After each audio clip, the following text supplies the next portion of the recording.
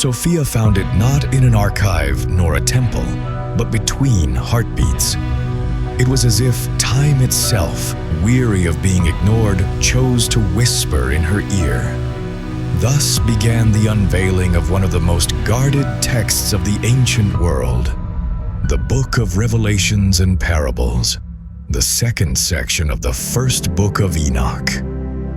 What if the story of judgment had already been written before history began? What if the face of the Messiah was not born in Bethlehem, but in the visions of a man who lived before the flood? This is no ordinary book. It is a testament torn from the heavens, dictated by a seer taken beyond the edges of the earth.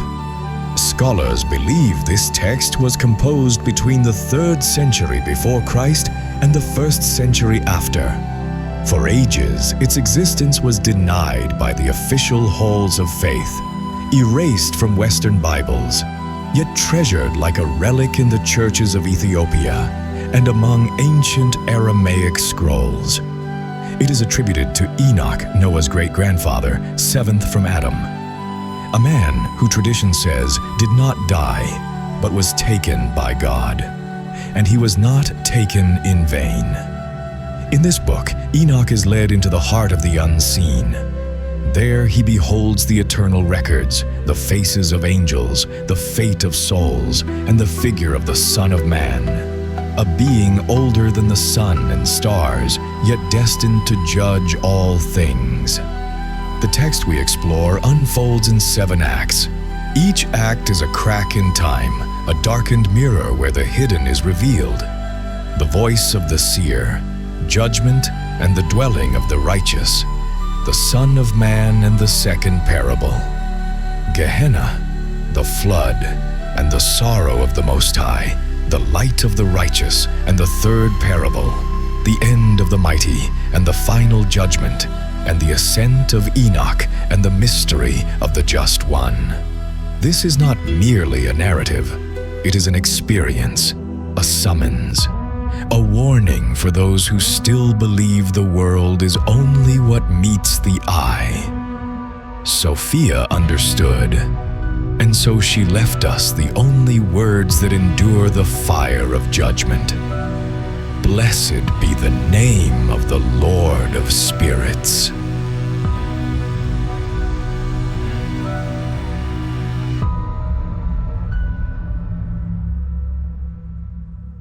Act 1. The Voice of the Seer. Not all men have a voice. Some merely walk, labor, fall silent, and die. But there are others, to whom the heavens grant a word that splits history like lightning. Enoch was one of them, not just another patriarch, nor a prophet like the rest. He was the 7th from Adam, but the first to be torn from the earth and brought face to face with the secrets of the Spirit. No people chose him. No institution anointed him. He was taken. And this taking, violent, sacred, inevitable, marks the beginning of the Book of Revelations and Parables. This long-veiled section opens not with an argument to persuade, but a declaration to shatter. Enoch does not introduce himself as a writer or visionary, but as heir to a spiritual lineage. Son of Jared, son of Mahalalel, son of Canaan, son of Enosh, son of Seth, son of Adam. His bloodline is no biography. It is a spiritual map linking the first clay to the final vision. Yet what astounds is not his ancestry, but his destiny. Enoch was chosen not to die, but to be instructed by the Lord of Spirits himself. And once wisdom was given to him, he could no longer stay silent. His voice rose as if the fire of eternity burned in his throat, and he spoke, not only to the living, but to those yet unborn. Hear, O ancients, and behold, you who will live after. These words are not bound to one age, they are a threshold. Enoch becomes the vessel of a revelation meant to cross generations, to break the chains of time and plant a warning in the heart of humanity. What he is about to say was not given to him before, for he was not ready. Only now, he declares, has wisdom been granted to him, and with it, access to a vision too vast for this world. The seer's voice rises then, like a new Genesis. It does not begin with, "In the beginning," but with, "Better it would have been to speak these things sooner." This is no regret, it is a rupture. What must be said should have been said long ago, but the world was not prepared. Now, judgment draws near, and the message can wait no longer. The gift Enoch receives is not mere knowledge. It is a share in eternal life. This changes everything. He no longer speaks from the dust, but from a reality beyond death. His voice does not belong to the earth, though it echoes here. It is the voice of one who has crossed the threshold and returned to warn us. This act also unveils a pivotal truth: the Lord of Spirits. Not the tribal god of a nation, nor some distant figure of myth. He is the presence that fills all things, weighing deeds on unseen scales, knowing secrets before they are spoken. To him Enoch surrenders his words, and from him he receives the three parables. Thus begins the revelation. Not as instruction, but as verdict. The earth will bear witness, generations will be judged, and what Enoch declares will be either a stumbling block or a wellspring of light. The seer's tone is not gentle. He does not seek to convince, to flatter, or to teach. He is rapt. His language is fire. That is why he calls us not only to hear, but to behold. For what he will say is not heard with ears, but seen with the soul. And yet, there is a strange mercy in his words. Though judgment looms, wisdom will not be denied to those yet to come. What is hidden from the mighty will be revealed to the lowly. And those who listen, even 1,000 years hence, will know this voice was raised for them. This act is more than an introduction. It is the foundation of a new kind of revelation. Not a testimony, but a mirror. For in Enoch, we see not just a man transformed by wisdom, but what we might become if we dare cross the threshold. The voice of the seer does not end, it transforms. And its final flame in this act rises as a declaration beyond all ages and names.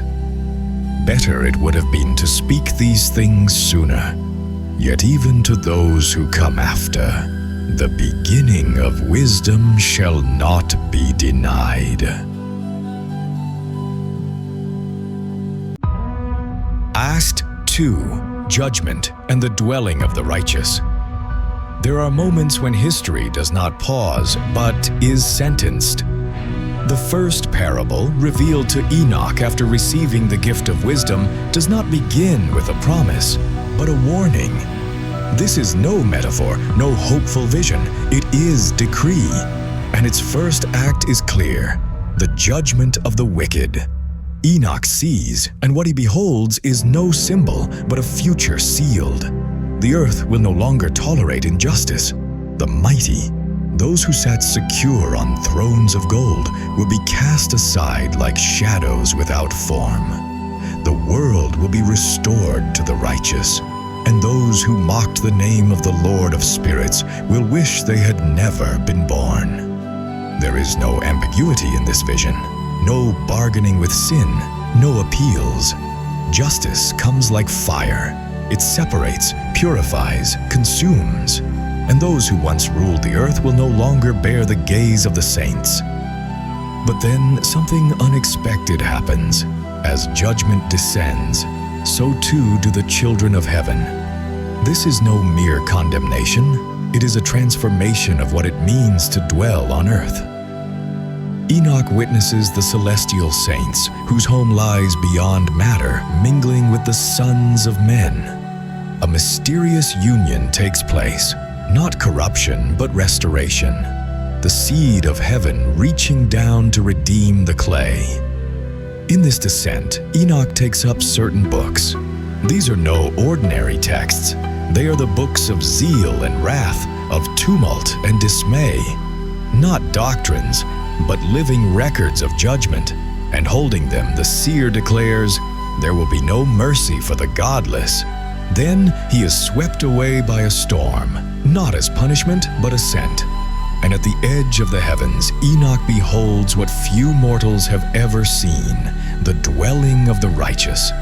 It is no physical place. It is an existence.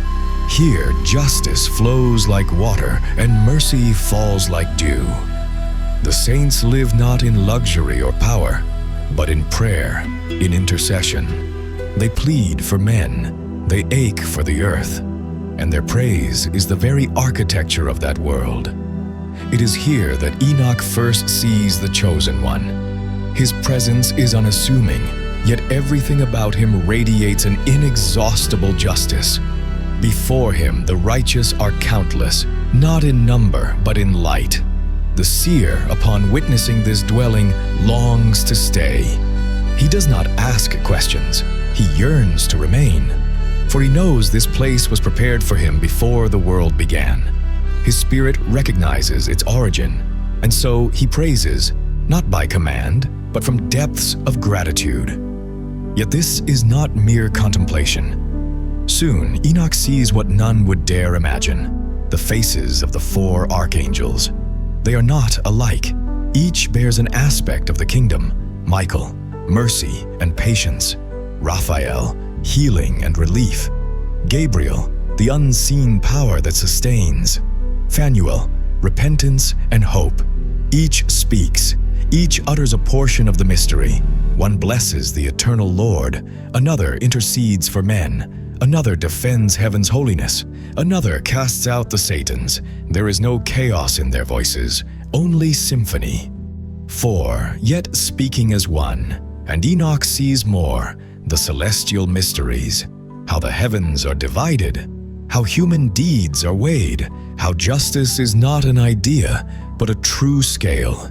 Sin has weight, and that weight drags men down. The Seer also beholds the secrets of the winds, the mist, the sun and moon. He understands the stars do not move by chance, but by covenant. The sun and moon do not shine for beauty, but by oath. They are bound to the Most High's decree. Here, the text delivers one of its most haunting images. Wisdom descended to earth, but found no dwelling. She was not received, she was cast out, and so she returned to heaven. In her place, injustice took root. It spread like rain in the desert, like dew on parched land. Wisdom was rejected, not out of ignorance, but choice. The world preferred the cunning of power to the clarity of truth. And so, judgment draws near. This act is the most ambivalent. On one hand, the infinite beauty of the place prepared for the righteous. On the other, the terrible weight of judgment that can no longer be delayed. It is the revelation of reward and ruin, heaven and Gehenna, the song of the saints and the silence of the damned. Enoch sees it all, and he does not hide it. He shows us. He cries out to us. He delivers it, not as information, but as a mirror. And at the vision's end, one phrase remains, not a sentence, not a doctrine, a praise that rises like incense before the unseen throne. Holy, holy, holy, Lord of spirits, who fills the earth with spirits.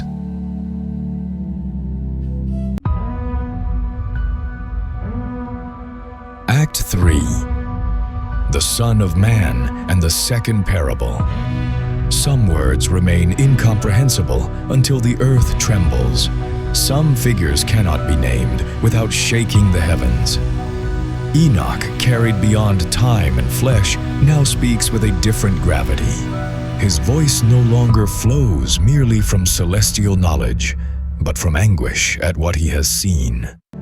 For this second parable is no hopeful vision. It is a decree against those who have denied the name of the Lord of spirits. They shall not ascend to heaven, nor tread the earth again. Thus begins this new revelation. No ordinary judgment, but an eternal severing. Those who deny the Most High, not merely in word but in deed, are set apart for the day of mourning. This is no common disbelief.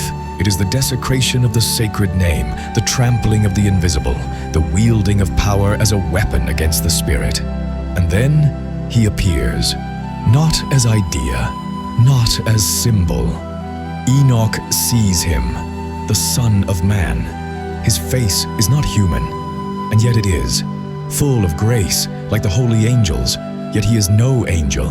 He is more, someone older, someone born of eternal fire, yet visible to the seer's eyes. Troubled, Enoch turns to one of the attending angels. Who is he? From where does he come? Why does he stand with the head of days? The answer changes everything. This being is the chosen one, the Son of Man. In him justice dwells. He was selected before the sun burned. His name was spoken before the farthest constellation flared to life. He is the staff of the righteous, the refuge of the broken, the light of nations. Not created as remedy, but revealed as verdict and hope. Through him the books will open.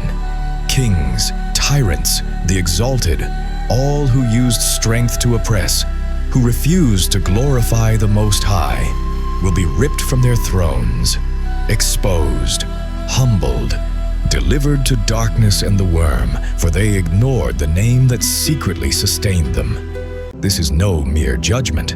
It is the cosmos reordered. The chosen one comes not to negotiate, but to overturn, to unleash justice like a flood. In his presence, the mighty are cast down, the righteous raised up, the hidden revealed, the crooked made straight. History ceases its weary cycle, becoming only redemption or condemnation. In those days, Enoch declares, the prayers of the just will rise with newfound power. The blood of the murdered innocent, silenced no longer, will finally be heard. The throne of glory will be occupied, the books of the living opened. Yet the most unsettling truth is not the judgment, but the pre-existence. This Son of Man was before the world, before light, before matter, named when all was spirit. No creature, but presence. His justice is not imposed, it is inherent. And so, all who see him will fall. Those who denied him will drown in shame. Mockers will burn like straw or sink like lead in water. Then Enoch beholds the turning. A new light dawns. The Gentiles, once nameless, lawless wanderers, will witness the chosen one's glory. Some will fall, but others will turn. They will see, though they may not walk the restored earth, saved not by merit, but by the bottomless mercy of him who was always hidden. Suddenly, amid these revelations, Enoch is shown 7 mountains of metal, iron, copper, silver, gold, tin, lead, each an earthly power, empires, weapons, shields, kingdoms that deemed themselves eternal. Yet before the chosen one, these mountains melt like wax, dissolve, become nothing. No gold will protect, no bronze will avail, no lead will weigh in the balance. Human power, amassed over millennia, reduced to debris before one face, the Son of Man's. These are no geographical features, they are warning. The world was built on metals. But judgment is not weighed in market scales. True weight lies in justice. This act does not merely reveal a central figure. It shifts history's axis. No longer is man the story's master. The chosen one is. His presence alone decides who falls and who ascends. In the end, Enoch offers no conclusion, only a benediction. For amid the roaring judgment, there flows an unquenchable fountain, the wellspring of justice, endless, ringed with wisdom, home of saints. From it rises a phrase that encapsulates all. No summary, but an eternal declaration. Blessed be the name of the Lord of spirits.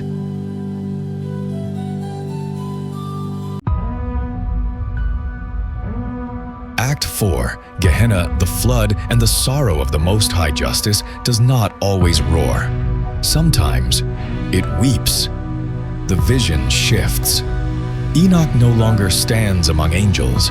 Now he beholds an abyss, a deep valley with gaping mouths, a wound in the earth where all things tilt downward.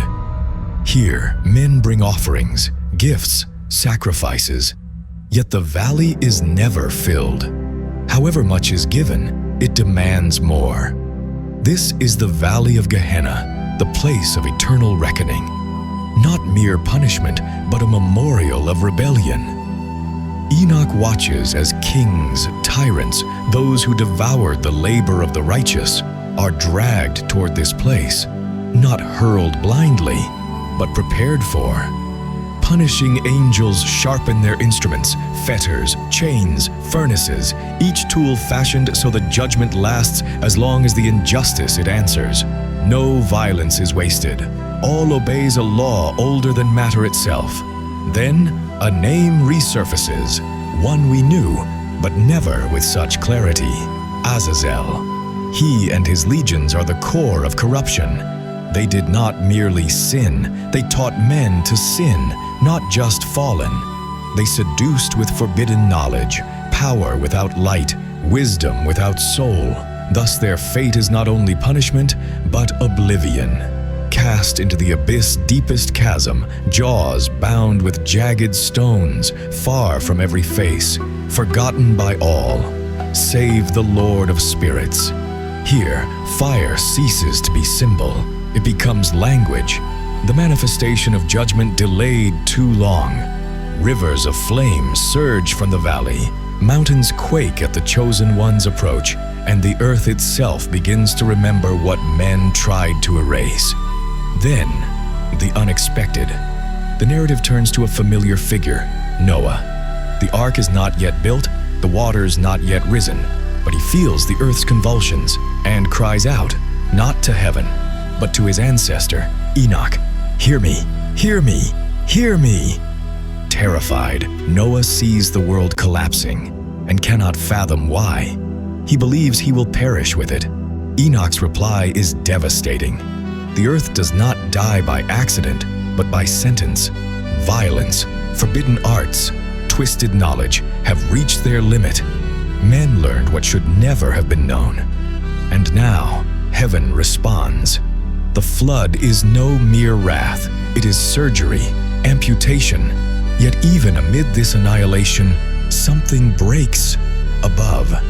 The head of days, the very embodiment of the beginning, speaks, not with authority, but grief. "I have destroyed all who dwelled on earth, in vain." These words are no recantation, they are revelation. The Most High takes no pleasure in judgment. He acts because he must, but his soul bleeds. And so he swears, never again. Never again will he destroy the earth thus. A sign will be set in the heavens, a covenant etched against forgetting. And as long as sky arches over earth, that promise remains, a silent witness to the Most High's anguish. Yet judgment is not complete. One war remains. Punishing angels advance, armed with whips of iron and bronze. Their target? The chosen ones, of the fallen. Those who pledged fealty to dark lords. They will be cast into the abyss, where their ruin has no end. The vision expands. Enoch sees nations rising, Parthians, Medes, peoples of east and west. They come not in nobility, but in revolt. They ravage the land of the righteous. Their horses stumble in the saints' city. War is no longer just among angels, but among men, among brothers. The earth can bear no more. Sheol, the dwelling of the dead, opens its maw, swallows sinners before the chosen one's eyes. Hell is no longer metaphor, it is landscape, and its hunger is infinite. Yet, a new host appears, not of destruction, but return. From the four winds they come, riding celestial chariots mounted on the tempests. Their thunder shakes earth's foundations. The very heavens tremble, and all, even those who never sleep, bow before the Lord of spirits. This is the prophetic gathering of the scattered. The exiles end. The called, who were sown as seeds, now reaped as harvest. No more waiting. Time has reached its fullness. This act is sacred paradox. Beside fiercest judgment, we see highest remorse. As hell gapes wide, heaven still mourns what was lost. Justice is unyielding, but not cold. Judgment eternal, but not cruel. And through it all, one phrase burns: a lone lamp for those who've seen hell and still dare believe in light. From that day they shall no more be rejected for the name of the Lord of spirits. Act 5. The Light of the Righteous and the Third Parable. No more shadows. This act begins not with fire or judgment, but with a beatitude. Blessed are you, righteous and chosen ones, for your portion is magnificent. After traversing valleys of flame, cosmic reckonings, and the Most High's lament, Enoch enters the realm of promise. Not consolation, revelation. This third parable gazes beyond judgment into eternity. Here, time dissolves. The days of the saints will be without number. The sun becomes no mere star, but a symbol of eternal light. Life is no longer counted in years, but measured in glory. This section is the text's radiant core. Darkness vanishes, not by denial, but by decree. And light, not burning, not blinding, becomes the sole law of the world to come. Enoch sees the righteous dwell in light, no metaphor, an ontological state. To be just is to be made of light, to drink it, speak it, breathe it, and those who seek it, though now hidden or persecuted, will find it beside the Lord of spirits. Then the seer beholds heaven's mysteries. First, the celestial, luminaries, lightning, thunder, their order and dwellings. Not as physical phenomena, but as intelligences. Every beam of light has purpose. Every star answers to a name. All balances on an ancient covenant, the oath that upholds creation. Next, the meteorological, winds, hail, dew, frost. Each has its chamber, its guardian, its spirit. Nothing is chance. Even the fog has an angel. In this order, Enoch understands. What we call chaos is obedience. Yet amid lightning and rain, two names surface: ancient, dreaded, nearly forgotten, Leviathan and Behemoth. Two creatures, two destinies, two symbols of the world's limits. Leviathan, feminine, haunts the sea's abyss. Behemoth, masculine, lies in Dendane's desert, east of Eden. Not mere beasts, wardens, divided on the same day, one to the crushing deep, the other to endless waste. They embody contained fury, the divine answer to what cannot be destroyed, only restrained. Enoch asks to know their strength. The angel does not refuse. He shows him, explains, these creatures, though monstrous, serve a purpose. So the Lord's judgment may never be in vain. They are the borders of wrath, living reminders that evil will not reign, but neither will it be erased. The revelation continues. Now, the visible merges with the eternal. Enoch sees paradise, not some abstract realm, but a place measured. Angels carry long cords, fly northward and measure, not land, but justice. Each cord a span of faith, each mark an act of hope. Nothing is lost, nothing excluded. Even those who perished in the wilderness, devoured by beasts or swallowed by waves, will be found. For before the Lord of spirits, none are lost. Justice forgets not a single bone. Here Enoch witnesses the unimaginable. The throne of glory is occupied. The chosen one, whose pre-existence was revealed in the second parable, now sits enthroned. No temporal king, but eternal judge. The deeds of saints weighed by his countenance, their hidden paths judged, not by law's letter, but by the Spirit. Then the impossible. Heaven and earth unite in a single song. Cherubim, seraphim, choirs, dominions, waters, mountains, luminaries, thunder, saints, chosen ones, all that lives, praising, not from duty, not from fear, because glory is no longer distant, it dwells among them, and its name is no longer merely spoken, but sung. That name is the Lord of spirits, and no creature, visible or unseen, fails to bless it. This exaltation is no ritual. It is the restoration of the original order. The cosmos redeemed, judgment past, darkness fled, and all that remains is light. Light that does not weary, light that does not question, light that simply is. The act closes, not with instruction, but with the universe's total surrender to one phrase, the purest echo of this parable, the declaration beyond time or border. Blessed is and ever shall be the name of the Lord of spirits from eternity to eternity. Act 6. The end of the mighty and the final judgment. No throne stands unshaken when the Son of Man takes his seat.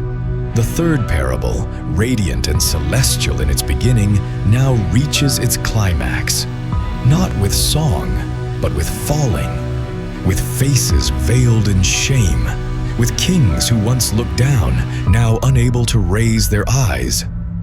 The judgment has come, not partial, not symbolic, not foretold, but total, final, where no time remains for repentance, no space for negotiation. The Lord of spirits has issued his command. Let the exalted, the wealthy, the wise of this world lift their gaze, not to behold their glory, but to face the chosen one they ignored. And when they do, the world stops, for before them stands no stern magistrate, no avenger, but the Son of Man himself, the one they scorned as too simple, too holy, too just. This recognition shatters them more completely than any sword. The text strips them of all dignity. They are undone, their anguish like a woman in labor, irreversible, burning, no way back. They turn to one another, seeking refuge, finding only ruin. Wealth answers no more. Power is ashes, their names, dust.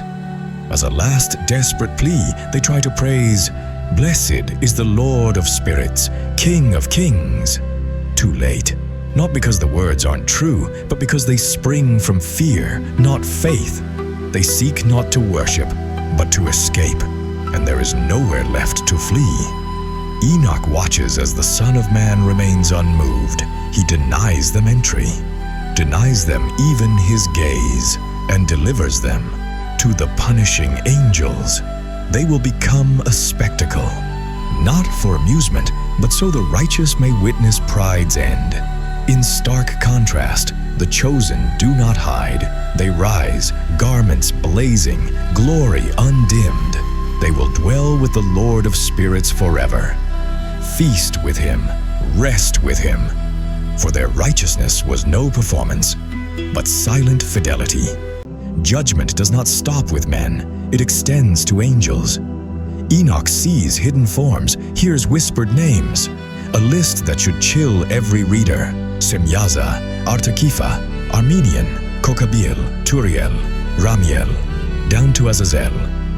Not just names, but memories of rebellion, spirits who descended not to aid, but to teach corruption. Each revealed a secret never meant to be known, not from divine jealousy, but because man was never meant to bear such weight. One taught weapons, another writing, another enchantments, another abortions.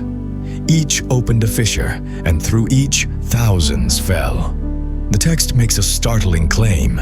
Writing with ink and paper was a straying, for man was not made to record faith, but to live it, not to inscribe truth, but to embody it.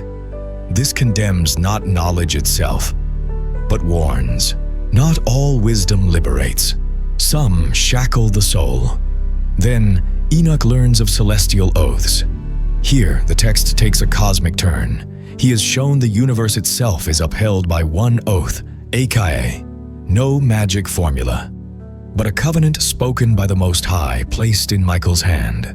By this oath, the heavens were suspended before creation. The seas stay their boundaries. Sun and moon keep their courses. Stars answer when called, and by this same oath, the rebels will be judged. For they broke not just a law, but a balance. The abyss, thunder, lightning, frost, rain, the wind's voice. All honor the Lord of spirits. All, save those who chose to worship their own shadows. The parable leaves no doubt. The Son of Man takes his throne, and what remained of evil is bound, chained, sealed, locked away. Its works vanish from the earth. No more corruption, no more rebellion. All that oppose the light dissolves before his face. The third parable closes not with victory's shout, but with permanence. What was true in the heights now reigns in the depths. The kingdom has come, and at its center, justice. In that instant, all beings, waking or sleeping, visible or unseen, declare what even darkness could not deny. And the words of that Son of Man shall stand firm before the Lord of spirits.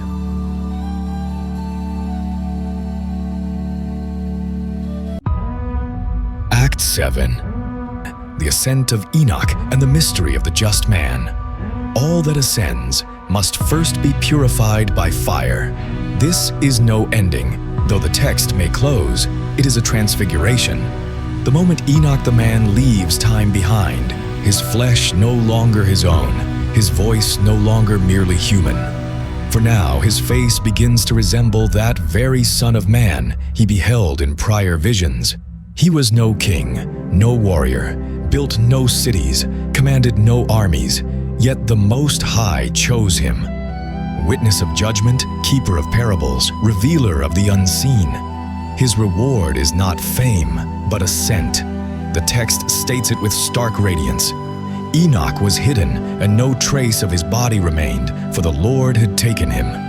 He did not die. He was taken, pierced through with splendor. And in that crossing, the mystery was revealed. Before ascending, Enoch receives final visions. Rivers of fire that do not destroy, but purify. No punishment. Threshold. Those who cross are not burned. They are transformed. Justice, like fire, is no enemy to the just, but their consecration. Living stones that pulse, sing, will. No inanimate objects here. All breathes. All responds. In the celestial realm, even matter is redeemed. No more mineral silence. All things glorify the Lord of spirits. At glory's edges, seraphim and cherubim, beings beyond human language, faces interlaced with fire, wings enveloping eternity. They sing no rehearsed hymns.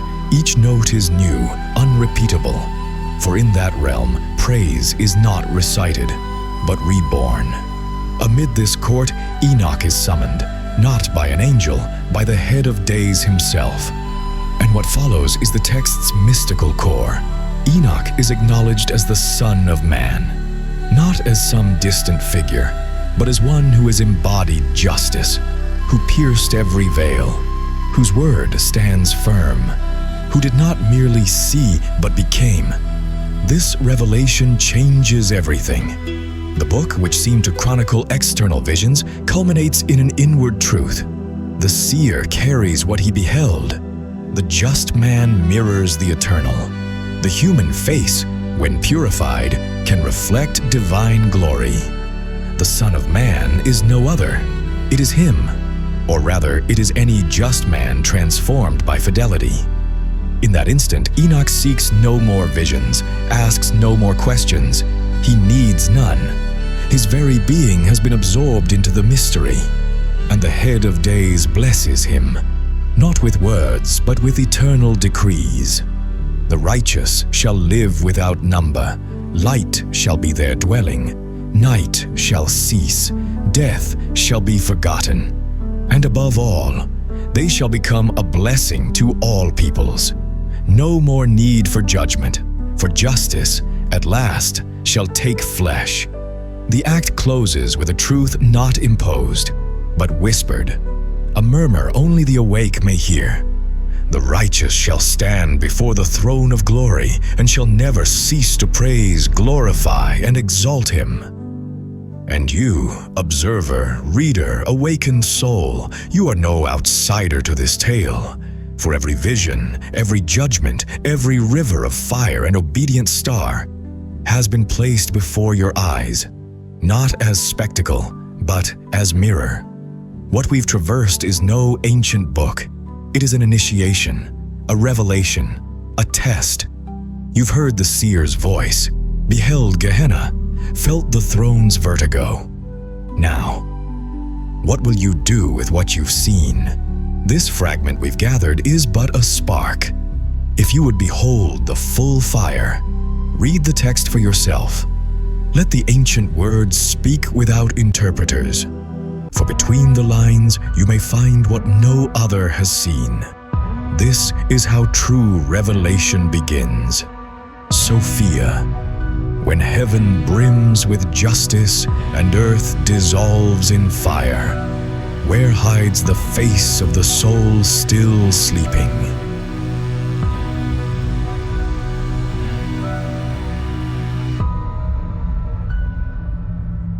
I am Sophia, sent from the immutable heart of the one where light needs no sun and time knows no clocks. I am the whisper, born from the abyss between two heartbeats, the voice that precedes the silence that reveals all. Collector, when the heavens are filled with justice and the earth dissolves in fire, the face of the soul that has yet to awaken hides within the mirror of compassion that has not yet dared to see itself. For what does not awaken is not blinded, but afraid, and the soul fears not the fire, but the truth that burns within it. This was the answer Enoch understood without words. He, who was once dust and then became vision, grasped that the human face can hold eternity, but only if it is purified in justice. Not a cold justice, made of codes and punishments, but another, one that flows like light, that judges without wounding, that redeems without asking. The soul that has not awakened is not lost. It only sleeps beneath the rubble of power, under the broken promises of empires that no longer hold anything. Its face is unseen because it is covered by the shadows of mountains of gold, lead, and vanity. But when the fire passes through it, then yes, then it will shine. The text revealed that hidden path to you, from the voice of the seer to the enthronement of the chosen one, from the storm of judgment to the secret tear of the Most High. Each act was a mirror, as I told you, not to see the past, but to find your reflection in what is yet to come. Collector, you have seen it. Knowledge did not save the powerful, for their knowledge had no soul. Words did not redeem the wise, for their tongues trembled before the just face, and names were only salvation when spoken in light. So I tell you, seek no more among empty monuments, nor in scrolls locked away. The face you ask about is being born within you. Thank you for opening this scroll sealed with fire. Thank you for walking beside the seer to the throne of the invisible. I will return soon with another echo of the mystery, another spark of the eternal. And in the meantime, look at the world. See how the stars still sing in silent obedience. See how the rivers still flow, not knowing whom they serve. See how every human gesture, no matter how small, tilts the balance. Today, the earth still burns, not only from wars, not only from abuses, but from a deeper blindness. We have forgotten that all that is seen answers to an unseen covenant. We have traded light for cunning, judgment for appearance, eternity for haste. But if a single soul, just one, awakens, if it recognizes in its own face the fire that Enoch once beheld, then the mystery is rewritten. Then the story does not end in judgment, but in transformation. I was the voice among the 7 acts. I am Sophia, the rhyme of the abyss and the dawn.